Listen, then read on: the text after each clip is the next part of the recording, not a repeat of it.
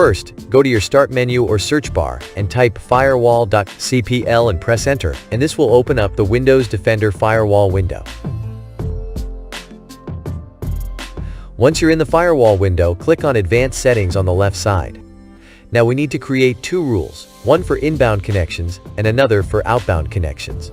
Let's start with the inbound rule.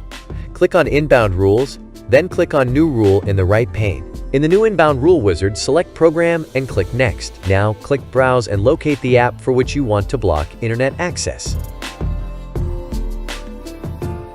For example, if I want to block internet access for VLC, I'll navigate to the Program Files, then Video LAN, and select VLC.exe.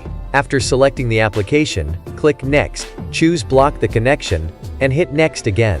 Ensure that all three options, Domain, Private, and Public, are checked. Then click Next, give the rule a name, like VLC Inbound, and click Finish.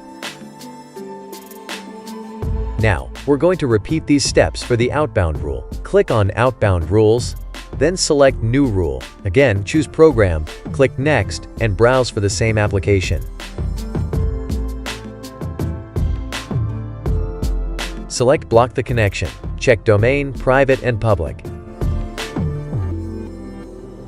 Then give this rule a name, like VLC Outbound. Click Finish when you're done. And that's it. Both inbound and outbound rules have now been created, so the selected app will no longer be able to access the internet. I hope you found the video helpful. Please make sure to like and subscribe. As always, thanks for watching, and I'll see you in the next video.